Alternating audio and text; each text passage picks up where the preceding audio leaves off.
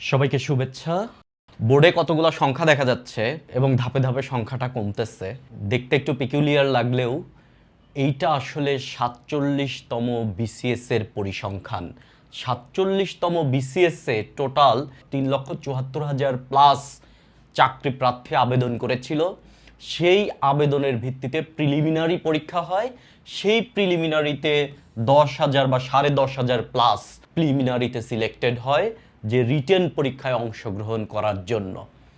এই যে ১০,৬০০ সামথিং এরা যে লিখিত পরীক্ষা দিয়েছিল, সেই লিখিত পরীক্ষার মধ্য থেকে পাশ করেছিল ৩,৬৩১ জন।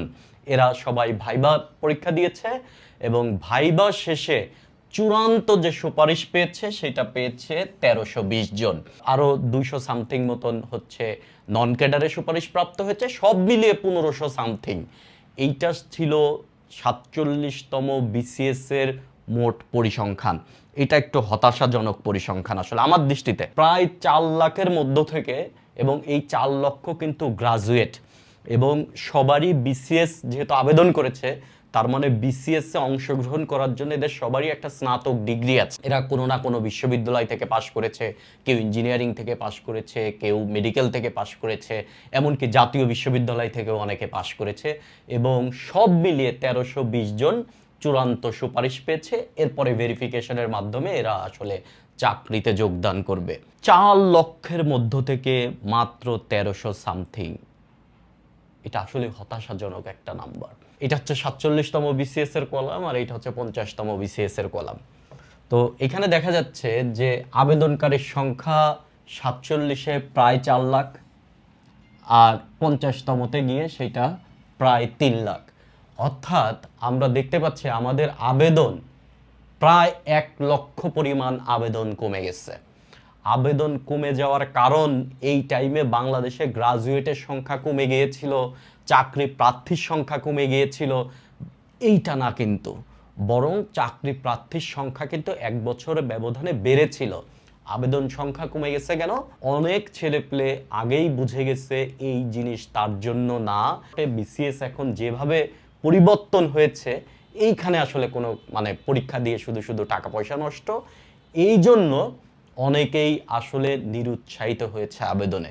শুধুমাত্র বিসিএস এর পদ্ধতিগত পরিবর্তন এবং এই যে রিটেন অনেক বেশি ফেল করা এবং ভাইভাতে পর্যন্ত ফেল করা এবং প্রিলি থেকে লিখিত যে টাইম বন্ড কমে যাওয়া, এইরকম নানান কারণে অ্যাকচুয়ালি এই আবেদনের সংখ্যা কমে গিয়েছে। প্রিলিমিনারি উত্তীর্ণ হয়েছিল ৪৭-এ ১০,০০০ সামথিং এবং ৫০-এ গিয়ে ১২,০০০ সামথিং।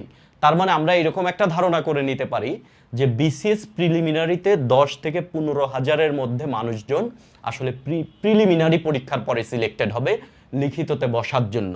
এই যে প্রিলি উত্তীর্ণের হার, মোট পরীক্ষার্থীর মধ্যে ৪৭তম বিসিএস এ ছিল 2.84%, আর ৫০তম বিসিএস এ 4.26%।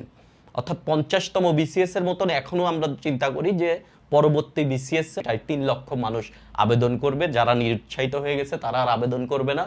তাহলে প্রতি ১০০ জনের মধ্যে মোটামুটি ধরে নিই আমরা ৪ জন মতন আসলে প্রিলিমিনারিতে কোয়ালিফাই করবে। অর্থাৎ আপনি যে প্রিলিমিনারি পরীক্ষা দিবেন, এই প্রিলিমিনারিতে আপনি যে একটা রুমে গিয়ে বসবেন, সেই রুমে যদি ১০০ জন স্টুডেন্ট থাকে, ওই রুম থেকে পাশ করতে পারে মোটামুটি ৪ জন, আর ম্যাক্সিমামই প্রিলিমিনারি ফিল্টারেই আসলে ফিল্টার আউট হয়ে যাবে, বাদ হয়ে যাবে এরা।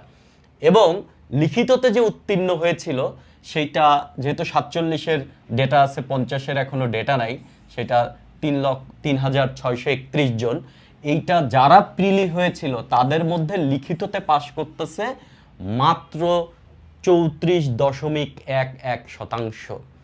এবং দেখেন, আমরা যখন বিসিএস দিয়েছি আমাদের সময় একটা কথা প্রচলিত ছিল, এবং এই কথায় আমিও বলতাম, বিসিএস এ লিখিততে ফেল করা এটা খুবই কঠিন কাজ। আপনি সমস্ত প্রশ্নের উত্তর দিয়ে আসবেন এবং আপনি পাশ করে যাবেন। এখন কিন্তু এই ব্যাপারটা নাই। দেখেন, মাত্র ৩৫ বা ৩৪% ছেলে পেলে আসলে লিখিততে পাশ করতেছে।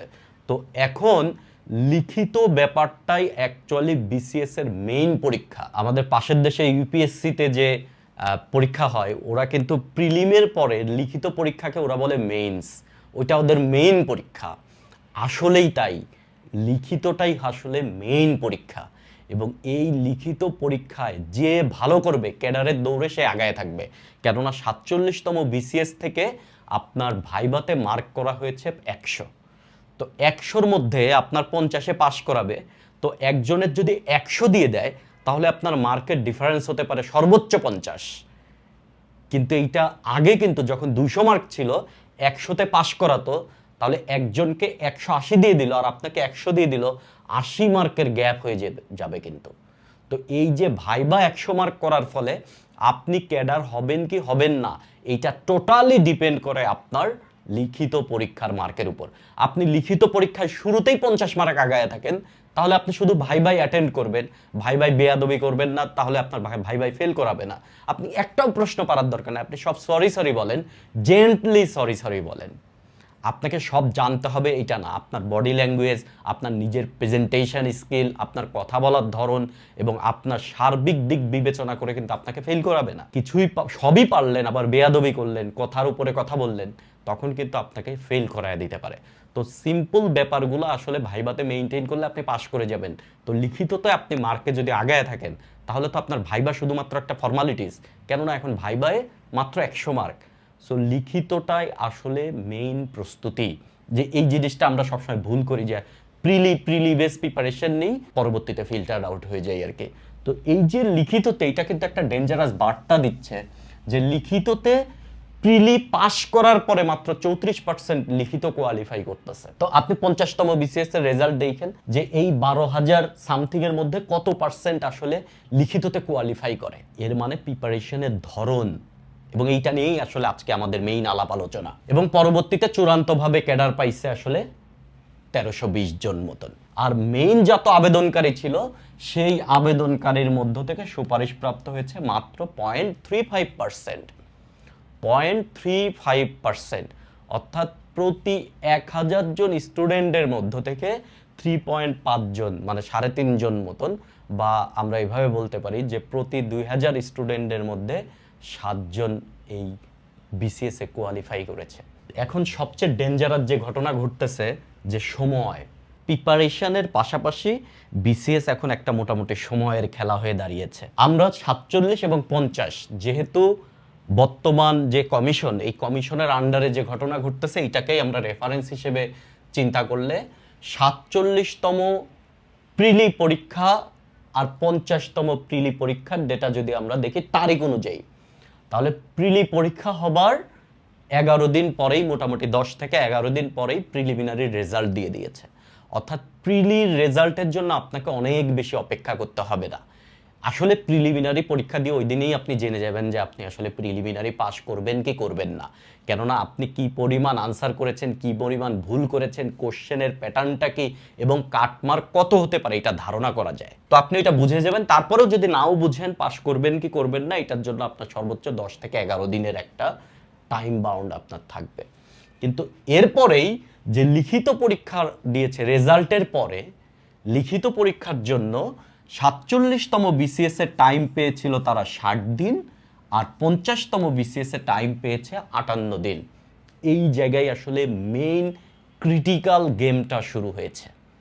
যে লিখিতর এত বড় একটা প্রস্তুতি, প্রায় 900 মার্কের আপনি প্রস্তুতি নিচ্ছেন, সেই প্রস্তুতির জন্য আপনি টাইম পাচ্ছেন মোটামুটি 2 মাস, যেটা আগের বিসিএস গুলোতে 5-6 মাস টাইম পাওয়া যেত। ওই 5-6 মাসে আপনার আস্তে ধীরে বুঝে অনেক প্রিপারেশন নেওয়া যেত। কিন্তু বর্তমান সময়ে হিউজ সিলেবাসের প্রিপারেশন নেওয়ার জন্য আপনি টাইম পাচ্ছেন মোটামুটি 2 মাস। এই জায়গাটাতে আপনাকে এখন ইফিশিয়েন্ট হতে হবে, যেহেতু অল্প টাইমে আপনাকে একটা সুন্দর লিখিত পরীক্ষা দিতে হবে। এবং লিখিত পরীক্ষায় ফেইলের হার এখন অনেক অনেক বেশি, প্রায় 60 থেকে 65% ছেলে মেয়ে রিটেনে ফেল করে যাচ্ছে। যেইখানে আগে লিখিততে ফেল করার হার ছিল খুবই নগণ্য, সিঙ্গেল ডিজিটে পার্সেন্টেজ হবে আগের বিসিএস গুলোতে, এখন 60 থেকে 65% মানুষ লিখিততে ফেল করে যাচ্ছে এবং টাইম মাত্র 2 মাস। তো এখন এই যে ক্রিটিক্যাল সিচুয়েশনটা, এই সিচুয়েশনে আপনি নিজেকে হ্যান্ডেল করবেন কিভাবে, এইটাই মেইন গেম। যে এই গেমটা আমরা কিভাবে খেলবো, এইটা নিয়েই আসলে আমাদের আজকের মেইন আলাপ আলোচনা। তো আমরা এখন টাইম পাচ্ছি মোটামুটি 2 মাস, ধরে নিচ্ছে আপনাদের যে বিসিএস পরীক্ষাটা দিবেন আপনারা, এই পরীক্ষাতেও আপনারা মোটামুটি 2 মাসই টাইম পাবেন। 50 থেকে 60 দিনের বেশি পাওয়ার কোনো সুযোগ নাই, কেননা প্রত্যেক বছর একটা ক্যালেন্ডার ইয়ারের মধ্যে বিসিএস শেষ করে ফেলার একটা উদ্যোগ নেওয়া হয়েছে, এবং এই উদ্যোগ কিন্তু বাস্তবায়নও আমরা দেখতেছি মোটামুটি। এই যা পরবর্তী বিসিএসেও এই ব্যাপারটাই হওয়ার চান্স আছে। লিখিত এবং প্রিলিমিনারি এই দুইটাকে আপনি কম্বাইন করবেন কিভাবে? লিখিতই পাশ করবেন এক কথা, এবং শুধু পাশ না, লিখিততে আপনি টপ নচ পারফরমেন্স করবেন এবং প্রিলিমিনারি ক্র্যাক করবেন। এর একটাই বুদ্ধি। আমরা এখনো মনে করি বিসিএস প্রিলিমিনারি এবং বিসিএস লিখিত দুইটা আলাদা পরীক্ষা। এইটা বর্তমান সময়ে এসে কোনোভাবেই আলাদা পরীক্ষা না। বিসিএস প্রিলিমিনারি এবং বিসিএস রিটেন দুইটা একই পরীক্ষা, পরীক্ষার দুইটা ফেস। যেমন আমি যখন বুয়েটের অ্যাডমিশন টেস্ট দিয়েছি, তখন একটা পরীক্ষা দিয়েই বুয়েটে আমরা চান্স পেয়ে যেতাম। আর এখন কিন্তু আগে একটা ফিল্টার করে পরীক্ষা হচ্ছে, যেটা প্রিলিমিনারি টাইপের, এটা একটা নাম আছে আমি এখন ভুলে গেছি। এরপরে মেইন পরীক্ষা দিয়ে ওরা বুয়েটে ভর্তি হচ্ছে। তা দুইটা পরীক্ষাই কিন্তু বুয়েটের অ্যাডমিশন টেস্ট। তার মানে অ্যাডমিশন টেস্টের দুইটা ফেজ। তো বিসিএসও এখন প্রিলি এবং রিটেন, মানে এই দুইটা কখনোই দুইটা আলাদা আলাদা পরীক্ষা না, দুইটা একই পরীক্ষা, যে একই পরীক্ষার দুইটা ফেজ, এবং দুই ফেজের মধ্যে আপনি আসলে টাইম পান আসলে 2 মাস শেষ। তার মানে আপনি প্রথম থেকেই প্রস্তুতি নেবেন বিসিএস পরীক্ষার, নট প্রিলিমিনারির, নট রিটেনের। আপনি প্রস্তুতি নেবেন বিসিএস এর। প্রথম ফেজ দিবেন প্রিলিমিনারি, পরের ফেজ দিবেন হচ্ছে লিখিত। মাঝখানের দুইটা পরীক্ষার মাঝখানে আপনি 2 মাস টাইম পাবেন। That's it. শুধুমাত্র নিজের মনের মধ্যে এই তত্ত্বটা যদি বসাতে পারেন যে বিসিএস প্রিলি এবং লিখিত আলাদা কোনো পরীক্ষা না, একটাই পরীক্ষা, তখন তো আপনার এই মাঝখানে 2 মাস টাইম না 1 মাস টাইম, এইগুলো নিয়ে ভাবার কিছু নাই। আপনি তো প্রথম দিন থেকে বিসিএস প্রস্তুতি নিচ্ছেন। আমরা এখন অনেক ফ্যান্সি নাম দিয়েছে বোঝানোর জন্য, যে প্রিলি প্লাস রিটেন বা প্রিলি প্লাস রিটেন কম্বো, এরকম নানান ফ্যান্সি ফ্যান্সি নাম, আর অনেক জয়েন্ট ভেঞ্চার টেঞ্চার বিভিন্ন নাম আছে। এগুলো কোনো কিছুই না। বিসিএস আসলে একটা পরীক্ষা, বিসিএস পরীক্ষা, সেটা দুইটা ফেজ, প্রিলি এবং রিটেন। আর ভাইবা একটা ফর্মালিটিস, যাবেন, কথা বলবেন, আপনাকে দেখবে, আপনাকে বুঝবে, আপনাকে মার্ক দিবে, শেষ। এরপরে আপনি ভেরিফিকেশন হবে, এরপরে আপনি জয়েন করে ফেলবেন। তো আমরা আজকের পর থেকে, আপনারা যারা শুনতেছেন এখন, আজকের পর থেকে আমাদের কাছে বিসিএস দুইটা কখনোই আলাদা পরীক্ষা না। বিসিএস দুইটা একই পরীক্ষা। দুইটা যেহেতু সেম পরীক্ষা, এই দুইটাকে আমরা ক্র্যাক করব কিভাবে একসাথে, এইটা হবে। মানে আমরা দুইটা, মানে বিসিএস পরীক্ষার প্রস্তুতি এখন কিভাবে নিব। গত 18টা লেকচারে আপনাদের কাছে আমি মানে এই একটাই জিনিস উপস্থাপন করার ট্রাই করতেছি, যে আমরা আসলে বিসিএস প্রস্তুতি নিচ্ছি, নট প্রিলিমিনারি, নট রিটেন। আমরা বিসিএস এর প্রস্তুতি নিচ্ছি। বিসিএস প্রস্তুতির টাইমে আমরা আসলে কেমন ভুল করে ফেলি, কেমন আমরা অনেকেই মনে করি যে এটা একটা প্রিলিমিনারি প্রস্তুতি, সো আমরা প্রিলিমিনারি বেস পরীক্ষা নিয়ে প্রস্তুতি নিই, এমসিকিউ বেস। প্রচুর এমসিকিউ পড়তেছি, এমসিকিউ প্রচুর পরীক্ষা দিচ্ছি, এবং তথ্যও মুখস্থ করতেছি এমসিকিউ বেস তথ্য। উদাহরণ দিই, 2026 বিশ্বকাপ চলতেছে। এই বিশ্বকাপের বলের নাম কি, এই বিশ্বকাপের থিম সংয়ের নাম কি, প্রথম ম্যাচে বিশ্বকাপে প্রথম গোল কে দিয়েছে, এই তথ্যগুলো প্রচুর পোলাপান মুখস্থ করতেছে। হ্যাঁ, এই তথ্যগুলো লাগবে প্রিলিমিনারি, বিভিন্ন চাকরির পরীক্ষার প্রিলিমিনারিতে এই তথ্যগুলো লাগবে। কিন্তু আপনি কি টোটাল বিশ্বকাপ বুঝেন? মানে এই যে বিশ্বকাপ একটা ইভেন্ট হচ্ছে, শুধু বলেন নাম, ফার্স্ট গোল কে করছে, কত মিনিটে গোল করছে, থিম সংয়ের নাম কি, এই গান গাইছে কে, এই সমস্ত তথ্য মুখস্থ করা আর বিশ্বকাপ ফুটবলের এত বড় একটা আয়োজন বোঝা দুইটা সেম জিনিস না। এই বিশ্বকাপ 2026 বিশ্বকাপ, এটার আয়োজন কর্তৃপক্ষ হচ্ছে ফিফা। ফিফা এই আয়োজন থেকে প্রায় 13 থেকে 15 বিলিয়ন ইউএস ডলার সে প্রফিট করবে।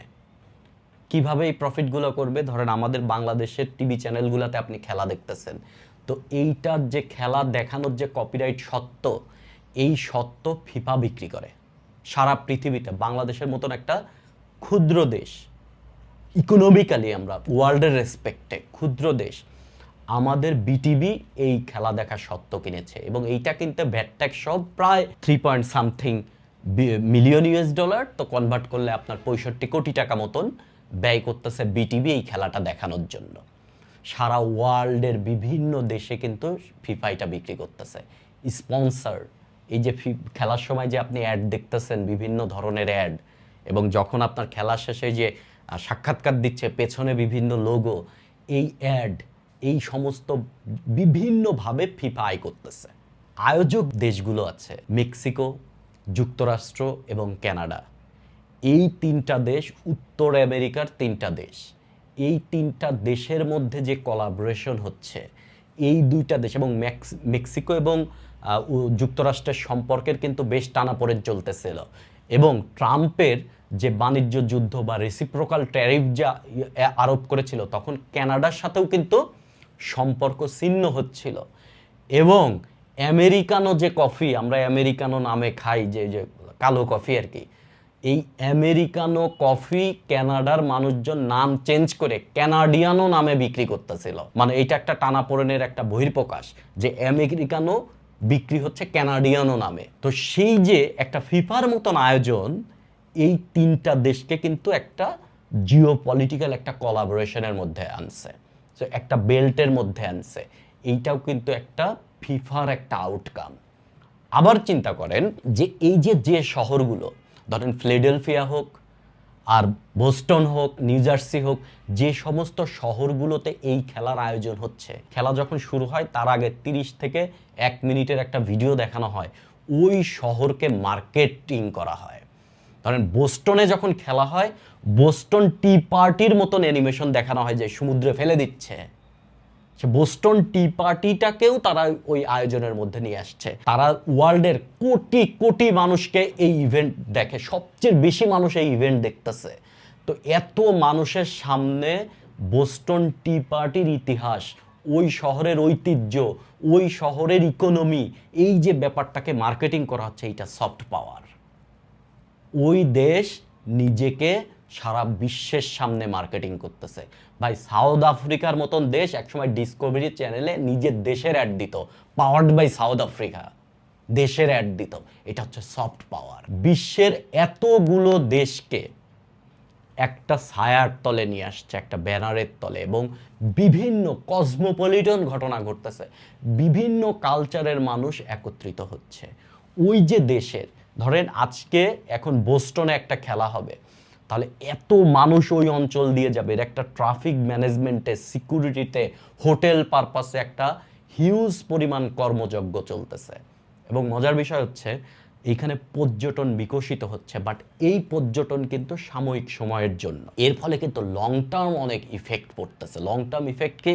ধরেন বোস্টন শহরে এই মুহূর্তে নানান কারণে, ব্যবসায়িক কারণে হোক, অন্যান্য পর্যটন কারণে হোক, নানান কারণে কিন্তু ওই শহরে মানুষজন যাতায়াত করে বিভিন্ন জায়গা থেকে। কিন্তু যারা খেলা দেখবে না বা ফুটবল পছন্দ করে না, তারা কিন্তু এখন ওই শহর অ্যাভয়েড করে চলবে। কেননা তারা জানে যে এই জায়গায় খেলার আয়োজন হবে, সিকিউরিটি অনেক এই থাকবে, প্রচুর এই ঝামেলা হবে, সেই ঝামেলা হবে, জ্যাম থাকবে, ট্রাফিক ম্যানেজমেন্টে ভিন্নতা আসবে, এই জন্য সে ওইটা অ্যাভয়েড করে যাচ্ছে। এই জন্য অনেক অনেক যে ব্যবসায়িক প্রতিষ্ঠান আছে তারা ক্ষতিগ্রস্ত হচ্ছে। তবে একদিকে লাভও হচ্ছে, আবার একদিকে ক্ষতিগ্রস্তের ব্যাপারও হচ্ছে। শহর তার ঐতিহ্য মার্কেটিং করতেছে, আন্তর্জাতিক বিভিন্ন প্রেক্ষাপটে বিভিন্ন দেশ একটা ছায়াতলে আসতেছে। এবং এই ফিফা এই ফুটবলের মতন আয়োজন করার ফলে সে কিন্তু নানান সময় অনেক ডিপ্লোম্যাটিক গেম খেলে। যেমন 2018, 2022 বিশ্বকাপ, দুই বিশ্বকাপের আয়োজক দেশ সিলেক্ট করার ক্ষেত্রে কিন্তু ফিফার বিরুদ্ধে স্ক্যান্ডেল আছে, যে ফিফা এখানে অনেক টাকা পয়সা খেয়ে এইটা ধরেন রাশিয়ায় আর এইটা কাতারে আয়োজন করতে দিছে, মেইন সিস্টেম ওইখানে মেইনটেইন করা হয় নাই, এরকম অনেক কমপ্লেইন আছে। সো ফিফার এগেনস্টে যেমন আমরা কূটনৈতিক বলেন বা ওয়ার্ল্ড পলিটিক্সের যে কমপ্লেইনও আছে, আবার ফিফা সমস্ত দেশকে একত্রিত করে একটা জায়গায় আলোচনার সুযোগ দিচ্ছে, আলোচনার একটা প্ল্যাটফর্ম তৈরি করে দিচ্ছে, এবং নিজেকে মার্কেটিং করা ওয়ার্ল্ডের কাছে, এই জন্য তার সফট পাওয়ার বৃদ্ধি করার ব্যাকগ্রাউন্ডে কাজ করতেছে। এই ব্যাপারগুলো যদি না বুঝেন তাহলে পরবর্তীতে লিখিততে আপনি কোনো একটা প্রশ্নের উত্তর করতে গেলে আপনার লেখা অতটা সৃজনশীল লেখা হবে না। তো আমি বলতেছি না ফিফা ওয়ার্ল্ড কাপ নিয়ে প্রশ্ন আসবে, আমি বলতেছি ফিফা ওয়ার্ল্ড কাপে যে আপনি 3-4টা এমসিকিউ 10টা এমসিকিউ মুখস্থ করেছেন, সেই এমসিকিউ এর আড়ালে ফিফা ওয়ার্ল্ড কাপের আসল ইম্প্যাক্ট আপনি বুঝেন কিনা। যখন আপনি এই আসল ইম্প্যাক্টটা বুঝবেন তখন আসলে আপনার প্রিপারেশন কমপ্লিট হবে। তখন আপনি বিসিএস প্রিপারেশন নিচ্ছেন, নট প্রিলিমিনারি প্রস্তুতি নিচ্ছেন, নট রিটেন প্রস্তুতি নিচ্ছেন, তখন আপনি বিসিএস প্রস্তুতি নিচ্ছেন। এইখানে আমরা আপনাদের যে ক্লাস নোট দিয়েছি সেই ক্লাস নোটের একটা অংশ বিশেষ আপনাদেরকে দেখাই। এই ক্লাসটা আমাদের অলরেডি হয়ে গেছে, আপনারা এই ক্লাসটা করেছেন, বা আমাদের বাংলাদেশ বিষয়বলির একটা ক্লাস যেখানে আমরা বাংলাদেশের যে প্রথম চ্যাপ্টার, বা আমরা বাংলাদেশ বিষয়বলি 16টা রিটেনের চ্যাপ্টার এবং 9টা যে প্রিলিমিনারি চ্যাপ্টার, এই সবগুলো চ্যাপ্টারকে আমরা আলাদা আলাদা না করে আমরা মোট টোটাল 8টা চ্যাপ্টারে ভাগ করেছিলাম। তো শুরুতেই যে স্লাইডগুলো দিয়ে দেন আমরা আসলে লেকচার নোটে চলে গিয়েছিলাম, আমরা ডাইরেক্ট লেকচার নোটটাই চলে যাই। মেইন যে প্রথম অধ্যায় বলেছিলাম বাংলাদেশের ভূপ্রকৃতি, পরিবেশ এবং প্রাকৃতিক সম্পদ, 8টা অধ্যায়ের একটা অধ্যায়, এটার প্রথম লেকচারটা। এইখান থেকে আমাদের হুক দিয়ে শুরু, দেন আমরা আলাপ আলোচনা করেছিলাম আমাদের ভূপ্রকৃতি কেমন, আমাদের কোন অঞ্চলে কি আছে, এবং আমাদের সমুদ্র, আমাদের নদ নদী নিয়েও এখানে আলাপ আলোচনা হয়েছে, বদ্বীপ সহ সব কিছু। এবং আমাদের এমনকি নদ নদী নিয়ে আলোচনা করতে আমরা বাংলাদেশের মৎস্য নিয়েও পড়ালেখা করেছি, এবং মৎস্য সপ্তাহের এই ব্রোশিয়ারটা বাংলাদেশের মৎস্য অধিদপ্তর কি বলে, মৎস্য নিয়ে আমাদের কি কি আছে, সমস্ত বিষয় এইটার মধ্যে আলাপ আলোচনার মধ্যে আসছে। এমনকি আমরা ওশেনোগ্রাফিক রিসার্চ ইনস্টিটিউট, আমাদের সমুদ্র বিজয়, এই সব মিলিয়ে এখানে 13 পেজের একটা লেকচার ছিল আমাদের। আপনার কাছে মনে হইতে পারে যে 13 পেজের একটা লেকচার নোট, এত বড় একটা লেকচার নোট এই সামান্য টপিকের, কথা সত্য, আসলেই সামান্য টপিক। আপনি যদি এই টোটাল টপিকটাকে ইনফরমেশন বেস করেন যে প্রিলিমিনারির জন্য কোন কোন ইনফরমেশন লাগবে, সেইগুলোকে যদি একত্র করেন, পড়ার মতন জিনিস বা প্রিলিমিনারির মতন জিনিস আছে সর্বোচ্চ 1.5 পেজ, বা এইটুকু দিয়ে যদি আমরা একটা ডাইজেস্টের মতন জিনিস বানাই তাহলে 1.5 পেজ হবে। কিন্তু আমরা এই লেকচার নোটটা লিখেছি 13 পেজ। তো এটা আমরা কেন করেছিলাম? এইটা আমরা এই জন্য করেছিলাম যে শুধুমাত্র আপনি আমাদের সমুদ্র সীমানা যে 1,18,813 বর্গ কিলোমিটার, এইটা না বুঝে এই এত বড় সমুদ্র জয়, এই সমুদ্রের সমুদ্র সম্পদ, এবং এই সম্পদ আনার জন্য আমাদের যে আমাদের সক্ষমতা, এবং আমাদের সক্ষমতার কি অভাব আছে, এবং এইটা আমাদের ইকোনমিতে কোথায় কোথায় ইম্প্যাক্ট করতে পারে, এবং এইটাকে আমরা পরবর্তীতে আরও কিভাবে কাজে লাগাতে পারি, এইটার পলিসি রিকমেন্ডেশন সহ এভরিথিং আলাপ আলোচনার মধ্যে এসেছে। এই জন্যই আমি বলতেছি যে আমরা আসলে বিশেষ প্রস্তুতি নিই। প্রত্যেকটা লেকচার নোট এরপর আমল করতে হবে আপনাকে, শুধু পড়া না ভাই। আমি পড়ে মুখস্থও করতে বলতেছি না, কেননা এইখানে মুখস্থ করার মতন ডেটা আছে খুবই কম। আমি বলতেছি এইটা পড়ে আপনি আপনার মধ্যে আপনি আপনার মধ্যে ওই ব্যাপারটা নিয়ে আসেন যে আপনি কি বুঝতেছেন কি বুঝতেছেন না, বা আপনি এই নির্দিষ্ট যে টপিকটা আছে এই টপিকটার উপর চিন্তা ভাবনা করার ক্যাপাবিলিটি তৈরি হচ্ছে কিনা, নাকি আপনি শুধু ফিফা ওয়ার্ল্ড কাপ নিয়ে কয়েকটা তথ্য মুখস্থ করতেছেন, নাকি আপনি ফিফা ওয়ার্ল্ড কাপ ব্যাপারটা বুঝে যাচ্ছেন আসলে। এই পার্থক্যটা আপনি করতে পারতেছেন কিনা, এইটা খুবই জরুরি ভাই। 1 নম্বর কথা হচ্ছে আমরা এমসিকিউ বেস পড়বো না। আমরা আমরা এমসিকিউ বেস পড়বো না, আমরা পড়বো আসলে বিসিএস প্রস্তুতি। আমরা শুধু ঘটনার ভেতরের ঘটনাটাও আমরা জানবো। আরেকটা ব্যাপার, আমাদের মধ্যে লেখার অভ্যাস তৈরি হচ্ছে কি হচ্ছে না, এবং হাতের লেখার গতি কম কিনা, মাঝখানেরটা নিয়ে আমরা আলাপ আলোচনা একটু পরে করতেছি। এইটার জন্য আমরা আরেকটা ভিডিও দেখবো আর কি, একটা সিনেমার অংশ, খুবই বিখ্যাত সিনেমা, এবং এই সিনেমাটা নিয়ে প্রচুর আলাপ আলোচনা হচ্ছে, আপনারা সবাই জানেন। তো সিনেমার গল্পটা হচ্ছে এরকম, যখন নায়িকা মনোজ কুমার শর্মাকে বলে যে যাও এখন দুনিয়া উলট পালট করে দাও, তখন মনোজ কুমার শর্মা দৌড়িয়ে একজন আইএএস অফিসারের বাসায় যায়, এবং বাসায় গিয়ে বলে যে এইটা তার লাস্ট অ্যাটেম্প, সে প্রিলিমিনারি কোনো মতন পাশ করেছে, এখন সে মেইনস ক্লিয়ার করবে, মানে রিটেন পরীক্ষা দিবে আর কি। তখন আইএএস অফিসার মূলত লেখার স্পিডের দিকে মনোযোগ দিয়েছেন, তিনি নায়ককে 9 মিনিটের মধ্যে একটা টপিকে লিখতে দিয়েছেন। I'm saying out of 9 minutes, 3 seconds to analyze, strategize, construct your answer, giving you 8 minutes, 20 seconds to actually write it. টপিকটা কি? টপিকটা হচ্ছে মনোজ কুমার শর্মা, অর্থাৎ নায়ক তার নামের উপর লিখবে, চিন্তা ভাবনা করার কোনো কিছু নাই, সে শুধু লিখবে। কিন্তু নির্দিষ্ট টাইম পরে দেখা গিয়েছে যে টাইমে নায়কের 300 থেকে 400 শব্দ লেখার কথা, ওইটুকু টাইমের মধ্যে সে মাত্র 80 থেকে 90টা শব্দ লিখতে পেরেছে। जिस टॉपिक के बारे में तुम्हें सोचने की भी जरूरत नहीं है, उस पर 80-90 शब्द नहीं लिख पाए। তখন আইএএস অফিসার বলে দিচ্ছে তোমাকে দিয়ে হবে না। এইখানে মেইন যে মেসেজটা, যে লিখিত পরীক্ষায় আপনি উতরাইতে পারবেন কি পারবেন না, এইখানে সবচেয়ে বেশি যেটা ভূমিকা পালন করবে সেটা হচ্ছে আপনার লেখার স্পিড। এবং এই স্পিডটা যে বাড়াতে হবে, মনোজ কুমার শর্মাকে চোখে আঙুল দিয়ে দেখিয়ে দিয়েছে এবং এরপরে তিনি এইটা নিয়ে কাজ করেছেন। যাই হোক, এটা আমরা লাইভ সেশনে আমরা মুভিটা দেখিয়েছিলাম, কিন্তু রেকর্ডেড সেকশনে কপিরাইট ইস্যুর জন্য মুভিটা দেখাতে পারলাম না, গল্পটা বললাম, আপনারা এই সিনটুকু দেখে নেবেন। तेरे से नहीं होगा। ছেলের মেসেজ অনেক কিছু, টোটাল সিনেমাটার অংশ হচ্ছে 2 থেকে 3 মিনিট, কিন্তু এইটা আপনাকে যে মেসেজটা দিয়েছে এটা আপনার টোটাল বিসিএস জার্নিকে অন্য লেভেলে নিয়ে যাইতে পারে। জাস্ট একটুকু জিনিস, যে আমাদের মধ্যে লেখার অভ্যাস নাই এবং হাতের গতি কম, এবং এইটা নিয়ে না আমরা এরকম বলি যে আমাকে এরকম প্রচুর মেসেজ দেয় এবং মাঝে মধ্যে মনে হয় যে এই মেসেজের রিপ্লাই গালাগালি লিখি, যে এরকম বলে যে এমন মানে লুতুপুতু টুতুপুতু, ভাইয়া আমার এই হয়েছে, আমি লিখতে পারি না, আমি ভুলে গেছি বাংলা লেখা, আমি এই ইউনিভার্সিটিতে প্রচুর ইংরেজিতে আমি বড় হাতি ঘোড়া মেরেছি, এখন আমি বাংলায় মশা মারতে পারতেছি না, এই টাইপের মেসেজ। আপনাকে লিখতে হবে ভাই, প্রচুর পরিমাণে লিখতে হবে।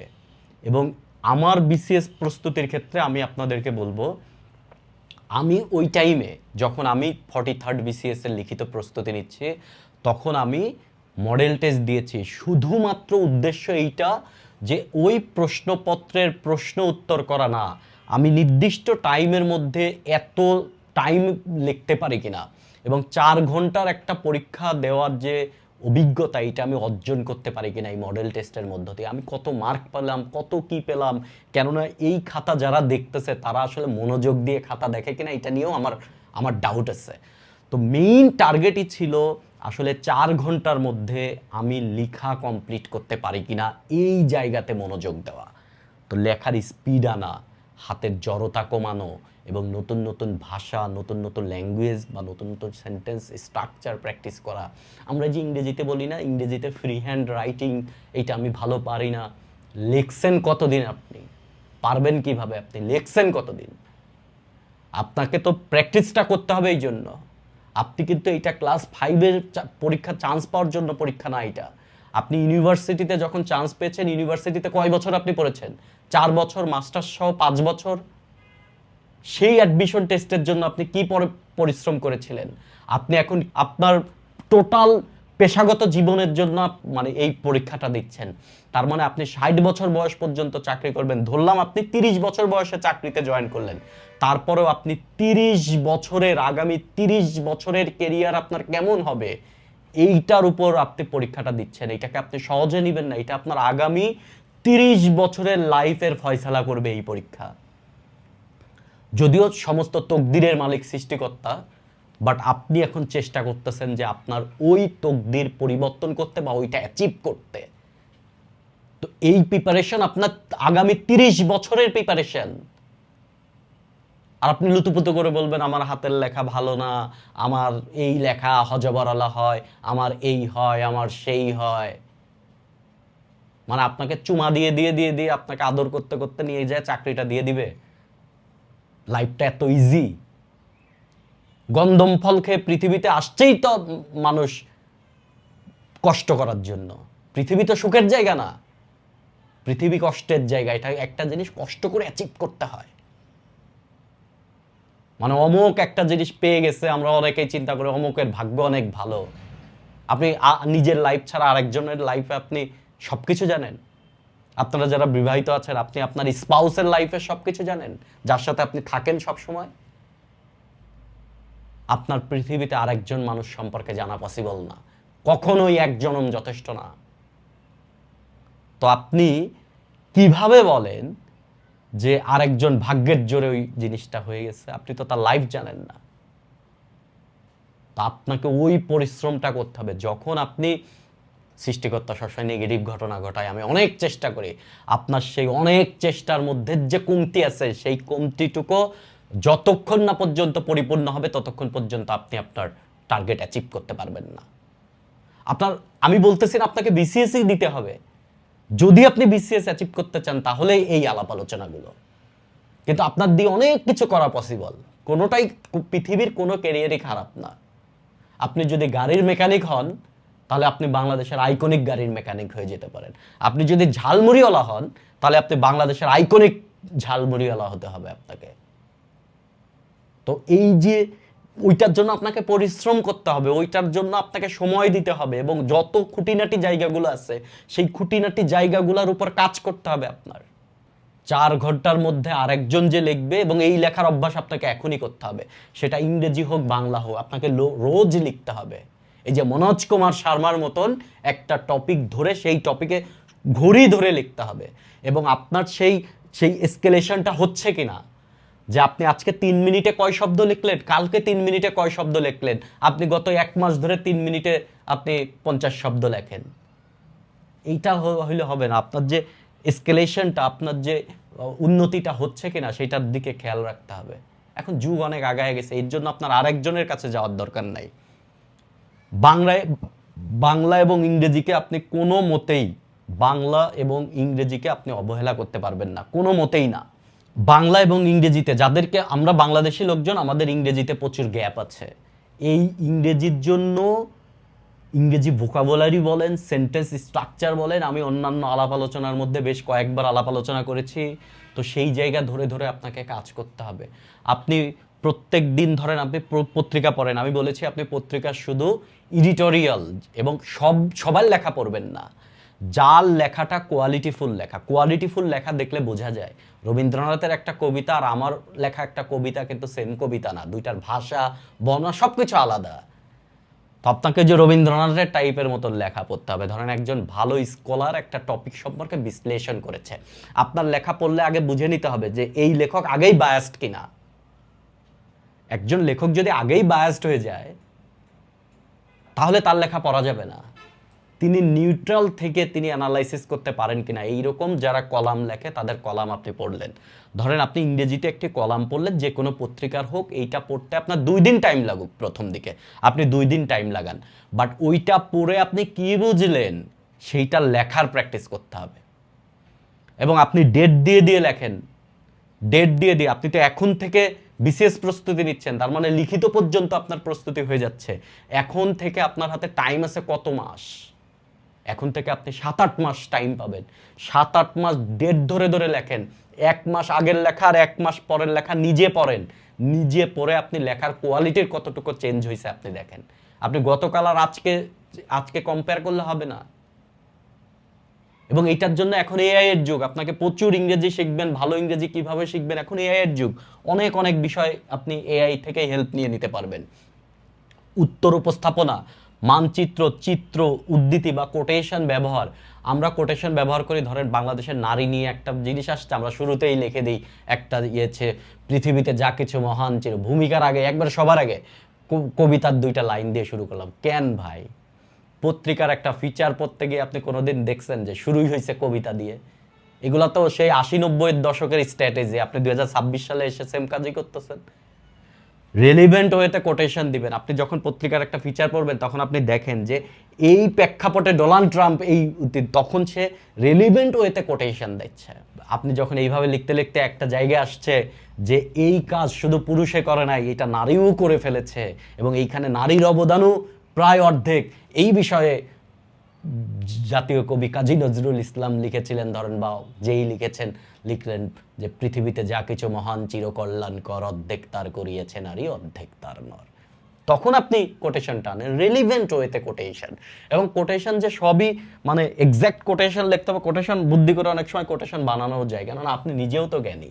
আমরা আমাদের যে আনসারটা আমরা সাজাবো, আমাদের আনসারটা লিখিততে গিয়ে আমাদের আনসারটা অবশ্যই একটা স্ট্রাকচার্ড আনসার হইতে হবে আমাদের।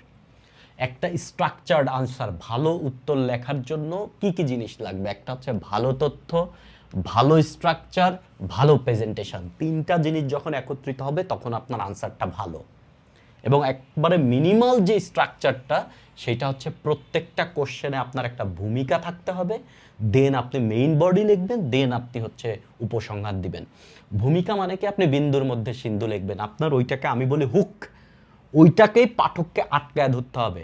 এবং প্রত্যেকটা প্রশ্ন, যেহেতু একজন এক্সামিনার একটা প্রশ্ন দেখে, আপনার পুরা খাতা একজন দেখে না, সেহেতু প্রত্যেকটা প্রশ্নের আনসার ভালো আনসার হতে হবে। কেননা একজন 1 নাম্বার দেখেই 2 নাম্বারটা আরেকজনের কাছে দিয়ে দিচ্ছে, সো 2 নাম্বারটা আরেকজনের কাছে গিয়ে আরেকটা মাথা কিন্তু আপনার 2 নাম্বার খাতাটা 2 নাম্বার প্রশ্ন দেখতেছে, 3 নাম্বার প্রশ্ন আরেকজন মাথা দেখতেছে। সো প্রত্যেকটা কোশ্চেনের ক্ষেত্রে আপনার হুক প্যারা বা ভূমিকা দিয়ে আপনার যিনি রিডার আছেন বা যিনি আপনার খাতাটা দেখতেছেন তাকে আটকায় ফেলতে হবে আপনার। দেন মেইন যে প্রশ্নে যা চেয়েছে সেটা আপনি মূল আলোচনার মধ্যে ব্যাখ্যা করবেন এবং লাস্টে একটা ফাইনাল রিকমেন্ডেশন বলেন বা ফাইনাল একটা সামারাইজ করে আপনি একটা উপসংহার দিয়ে দিবেন। তার মানে আপনার মিনিমাম আনসারেও কিন্তু আপনার 3 প্যারা আনসার হতে হবে। এবং এইগুলা ভূমিকা, মূল আলোচনা, উপসংহার, এইভাবে আপনি পয়েন্ট পয়েন্ট না লিখলেও প্যারা প্যারা করে আপনার লিখতে হবে এবং আপনার খাতায় যেন প্যারা ব্যাপারটা বোঝা যায়। আপনি এই যে এখন একটা প্রচলিত ডায়লগ আছে যে প্রচুর ডেটা দেওয়া, প্রশ্নের মধ্যে অনেক ডেটা দেওয়া। অনেক ডেটা মানে আপনার লেখা ভালো তা না। বাজারে এখন ডেটা ব্যাংক কিনতে পাওয়া যায়, যে ডেটা ব্যাংক। একটা বইয়ের নাম দেখলাম যে যতটুকু লাগবে শুধু ততটুকু, এইটা বইয়ের নাম, যতটুকু লাগবে শুধু ততটুকু। মানে এরকম ফ্যান্সি ফ্যান্সি নাম দিয়ে আপনাকে এরকম ডেটা মুখস্থ করার জন্য, ডেটা মুখস্থ করে কখনো বিসিএস হয় না ভাই, কখনোই ডেটা মুখস্থ করে হয় না। আর যে মেইন মেকানিজমটা, মানে মেইন ব্যাপারটা বুঝে, তার কাছে ওই রেলিভেন্ট ডেটা, যেটাকে আমরা ডেটা বলি, ওই রেলিভেন্ট তথ্য তার কাছে আছে। ডেটা না, আপনার কাছে ইনফরমেশন থাকতে হবে। ডেটা আর ইনফরমেশনের মধ্যে পার্থক্য আছে, যে আপনি শুধু ডেটা ব্যাংক করলে হবে না, আপনাকে ডেটা এবং ইনফরমেশন দুইটা জিনিস আপনাকে ভালো মতন বুঝতে হবে। এবং বর্তমান সময় আপনি একটা খুবই ভালো কাজ করতে পারেন, আপনার প্রস্তুতিতে এআই এর ব্যবহার করতে পারেন। এখন চ্যাট জিপিটি বলেন আর জেমিনাই বলেন, এইটার ব্যবহার খুবই ভালো মতন করতে হবে আপনাকে। আপনি যে মডেল টেস্ট দিচ্ছেন, যে কোনো কোচিংয়ে মডেল টেস্ট দেন বা যে কোনো জায়গায় আপনি মডেল টেস্ট দেন না কেন, আপনার আনসার স্ক্রিপ্ট একজন দেখবে। বা আপনি যে এই মুহূর্তে লিখিত প্রস্তুতি নেবেন, ধরেন আজকে আপনি বাংলাদেশের সমুদ্র সম্পদ নিয়ে বা বাংলাদেশের আপনার ব্লু ইকোনমি নিয়ে আপনি পড়ালেখা করলেন, দেন আপনি র্যান্ডম ব্লু ইকোনমি নিয়ে একটা প্রশ্ন, বা ওইটাও এআই এর কাছ থেকে নিলেন, যে ব্লু ইকোনমি নিয়ে 5টা প্রশ্ন দেন, লিখিত প্রশ্ন। সেই 5টা প্রশ্নের একটা প্রশ্ন নিয়ে আপনি লেখা শুরু করলেন, এইটাই আপনার আজকের লেখার ইয়ে। আপনি শুরুতে লিখলেন, দেন ছবি তুলে বা পিডিএফ স্ক্যান করে ওই জিনিসটাই আপনি চ্যাট জিপিটি বা জিমিনাইকে দেন, দিয়ে তার কাছ থেকে বলেন যে আপনার এইটা বিসিএস এর 3 মিনিটের মধ্যে আমার 10 মার্কের একটা এই আনসারটা দেখে দাও তুমি। তো চ্যাট জিপিটি আপনাকে এটা দেখে দেবে। আপনার কি মনে হয় যে আপনি একটা কোচিংয়ে মডেল টেস্ট দিলে যিনি খাতা দেখবেন, তার চাইতে চ্যাট জিপিটি আপনার খাতাটা খারাপভাবে দেখবে? বরং চ্যাট জিপিটি মেশিন, তার ভুল হওয়ার চান্স নাই। এবং চ্যাট জিপিটি একটা কাজ করবে বা জিমিনাই একটা কাজ করবে, সে আপনাকে রিকমেন্ড করবে যে এই উত্তরটার স্ট্রাকচার, প্রেজেন্টেশন আরও কত ভালো হতে পারতো। এবং এইটা আপনি একবার ধাপে করেন, নিজের যে উন্নতি ধীরে ধীরে বুঝতে পারবেন। সো আপনার এই আনসার স্ক্রিপ্ট চেক করা এবং আনসারের মানে টোটাল স্ট্রাকচারটা কেমন হতে পারে, আরও সুন্দর কেমন হতে পারে, এই সাজেশনের ক্ষেত্রে আপনি চ্যাট জিপিটি বা জিমিনাই বা এটা ব্যবহার করতে পারেন। অর্থাৎ আপনার উত্তরপত্র মূল্যায়ন এবং আউটলাইন ঠিক করা। আপনি যখন এসএ প্রিপারেশন নেবেন, এসএ এর আইডিয়া যে এখনকার প্রেক্ষাপটে আপনি বিসিএস এর কি এসএ আপনি পড়বেন, এইরকম কিছু এসের আপনি নিলেন, শুধু এসে না, সেই এসের স্ট্রাকচারটা কেমন হবে সেইটাও আপনি ঠিক ওর কাছ থেকে দেখে নিতে পারেন। যে ধরেন আপনি বাংলাদেশের এখন ওই মেরিন ইকোনমি নিয়ে লিখবেন, তাহলে মেরিন ইকোনমি নিয়ে যদি আমি একটা রচনা লিখি বা এসে লিখি, সেটার স্ট্রাকচার কেমন হতে পারে সেটা নিয়েও আপনি ইয়ে করতে পারেন। তাহলে আপনার আবার আপনি ধরেন আন্তর্জাতিক বিষয়বলির উপর আপনি প্রিপারেশন নিচ্ছেন, আপনি কোনো একটা তত্ত্ব বললেন, ধরেন আপনাকে আমি বুঝাইলাম এখন যে ব্যাম্বু ডিপ্লোমেসি কি, তাহলে আপনি ব্যাম্বো ডিপ্লোমেসি বোঝার পর আপনার কাছে মনে হতে তাহলে ওয়ার্ল্ডের একটা এক্সাম্পল দেখে তাহলে ওকে জিজ্ঞাসা করেন যে এই বিষয়ে ওয়ার্ল্ডের একটা ইয়ে কি এক্সামিনেশন মানে এটার এই ওয়ার্ল্ডের একটা এই রেলিভেন্ট ঘটনার একটা উদাহরণ দেন এবং সে একটা উদাহরণ দিল সেইটা আবার আপনি গুগল থেকে ভেরিফাই করলেন সে মাঝে মাঝে অনেক সময় মানে ভুলভাল তথ্য আসতে পারে সেটা আপনি চেক করে নেন আপনি কোর্ট কিছু নিয়ে আসতে পারেন এই গুগলের কাছ থেকে কোর্ট নেবেন এমনকি আপনি যখন ইয়ে লিখলেন যে ইংলিশ প্র্যাকটিস করলেন আপনার সেই ইংরেজিতে গ্রামার ভুল হলো কিনা আপনি ডাইরেক্ট আজকে যে ইংরেজি লিখলেন ইংরেজি লেখার ফ্রি হ্যান্ড রাইটিং সেইটা ডাইরেক্ট ছবি তুলে বা পিডিএফ করে এটা আপনি চ্যাট জিপিটি বা জিমিনাইকে দেন দিয়ে বলেন এইখানে গ্রামারের কোথায় কোথায় ভুল করলাম আমি এবং যে সেন্টেন্স স্ট্রাকচার লিখলাম এইটাকে আরেকটু ভালো করার কিছু আইডিয়া দেওয়া তার কাছ থেকে আপনি কিছু আইডিয়া নিয়ে নেন আইডিয়া নিয়ে আপনার লেখা তো আরও বেশি শক্তিশালী হবে তবে এআই কখনো আপনার লেখার বিকল্প হবে না আপনি এইটা জানার পরে আপনি এরপর থেকে খালি এআই করেন যে ঠিক আছে আজকে বাংলাদেশের মেরিন ইকোনমি নিয়ে একটা প্রশ্নের উত্তর লিখে দিন চ্যাট জিপিটি একটা প্রশ্ন তো আপনি পড়ে আচ্ছা ঠিক আছে ভালো হয়েছে নিজে লিখলেন না আপনি নিজে লিখলেন না আপনার নিজের লেখার বিকল্প কখনো চ্যাট জিপিটি হবে না তাহলে মনোজ কুমার শর্মার মতন আপনি ওই শুধু নিজের নামের উপরে 90 ওয়ার্ড লিখতে পারবেন না পরীক্ষার হলে তখন আবার পিএসসিকে আপনি দুষলাবেন যে পিএসসি আমার রিটেনে পাস করতে দেয় নাই পিএসসিই খারাপ আপনি লিখতে পারেন কি না প্রত্যেকটা দিন আপনাকে লেখার প্র্যাকটিস করতে হবে ভাই এই প্রস্তুতি নিচ্ছেন আপনি আমি আবার বলেছি বারবার বলতেছি এই প্রস্তুতি নিচ্ছেন আপনি আপনার ফুল ক্যারিয়ারের জন্য আপনি এই প্রস্তুতি নিচ্ছেন ফুল ক্যারিয়ারের জন্য এটা আপনার লাইফ বিল্ড আপ করবে সো এইটাকে কখনোই নেগেটিভলি দেখার বা ছোট করে দেখার কোনো সুযোগ নাই এই পরীক্ষা আপনার জীবনের সবচেয়ে বড় পরীক্ষা মানে ম্যাটেরিয়ালিস্টিক ওয়ার্ল্ডে আমরা ধরেন স্পিরিচুয়াল জিনিস বলতেছি না আমরা ম্যাটেরিয়ালিস্টিক ওয়ার্ল্ডে এইটা সবচেয়ে জরুরি আলাপ আলোচনা সো এইটাকে আপনি কখনোই ছোটভাবে নিতে পারবেন না আমরা একজনের প্রশ্ন নিব আজকের আলাপ আলোচনায় একজন জি ভাইয়া আমি একটা কথা বলতে যাচ্ছিলাম সেটা হচ্ছে আপনি আমাদেরকে বলছিলেন যে অ্যাক্টিভ রিকলের জন্য আর কি তো আমি যেটা দেখা গেলো যে আমি এটা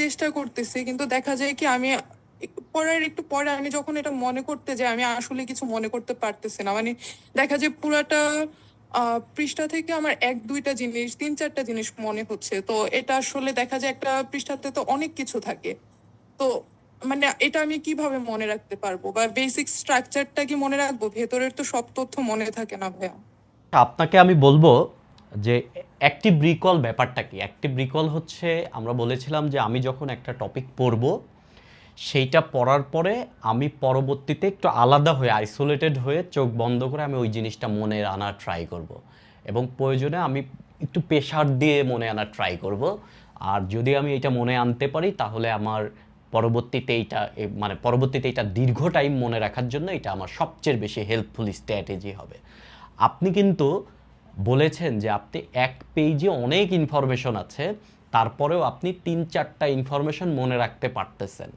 এটা তো ভালো আপনি 3-4টা মনে আনার ট্রাই করতেছেন পারতেছেন এর পরের ধাপই হবে যে 3-4টা আপনি মনে রাখতে পারতেছেন এর পরের ধাপই হবে হচ্ছে আপনি ডাইরেক্ট আবার বইয়ের কাছে যান বইয়ের কাছে গিয়ে আপনি আবার টোটাল জিনিসটা দেখেন টোটাল জিনিসটা দেখে আপনি আবার ইয়েতে যান মানে আপনি 30 সেকেন্ড ব্যয় করবেন যে টোটাল ইনফরমেশনগুলো আবার দেখার জন্য দেশে আবার অ্যাক্টিভ রিকলে যান তখন আগের বার যে 3-4টা তার সাথে কি আরও 2-3টা অ্যাড হচ্ছে কিনা এইভাবে ধারাবাহিকভাবে করেন ধারাবাহিকভাবে যখন আপনি একটু সময় বেশি দেন আবার যে কয়টা পারতেছেন না ওইগুলোর উপর আবার একটু স্ট্রেস দেন এইভাবে করে আপনি রিপিটেশনাল যে অ্যাক্টিভ রিকল এইটা করেন এবং এইটা করতে করতে আপনার কাছে হতাশ লাগবে কিন্তু ভাই যে মনেই করতে পারতেছি না খুবই হতাশ লাগবে খারাপ লাগবে বাট এইটা ধারাবাহিকতা বজায় রাখলে পরবর্তী দেখবেন যে আপনার এই মনে রাখার যে ক্যাপাসিটিটা এটা বেড়ে যাচ্ছে আপনি কিন্তু এই অ্যাক্টিভ রিকল এইটা করতেছেন শুধুমাত্র হচ্ছে আপনার মনে রাখার ক্যাপাসিটিটা বাড়ানোর জন্য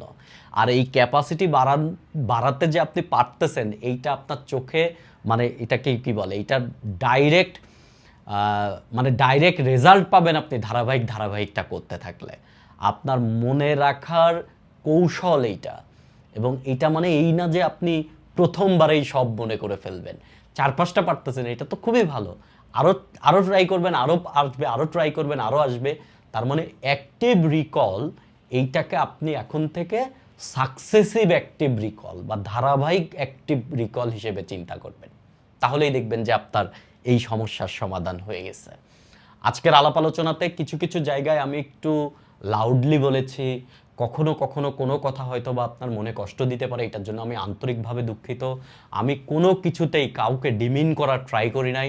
আমার আজকের আলাপ আলোচনার মেইন উদ্দেশ্য ছিল আপনাকে আরেকটু বুস্ট আপ করা, এবং আপনার এই যে টোটাল আমরা যে বিশাল বড়সড় করে প্রিপারেশনটা নিচ্ছি, এই বড়সড় প্রিপারেশনটা আপনি যেন বুঝতে পারেন।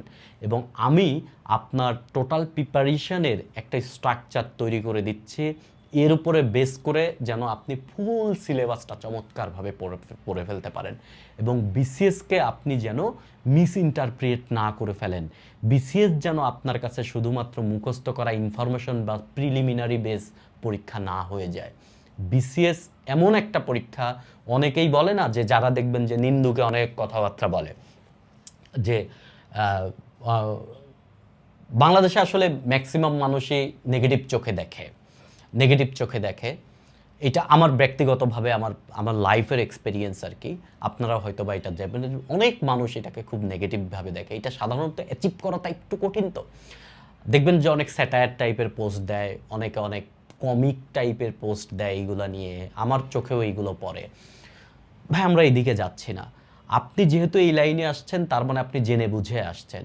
বাট এই জায়গাটায় আপনার সমালোচনার শিকার হওয়ার চান্স সবচেয়ে বেশি। এবং অনেকেই বলে যে অমুক রাজধানী মুখস্থ করে বিসিএস ক্যাডার হয়ে গেছে, আজকে সে হেন তেন। ব্যাপারটা এরকম না ভাই। আমি যদি বলি, আমার লাইফে আমি 4টা ইউনিভার্সিটির সাথে কানেক্টেড ছিলাম। আমি বুয়েটে আন্ডারগ্রেড পড়েছি, ঢাকা ইউনিভার্সিটিতে মাস্টার্স করেছি, জাহাঙ্গীরনগরে মাস্টার্স করেছি, ব্র্যাক ইউনিভার্সিটিতে শিক্ষকতা করেছি।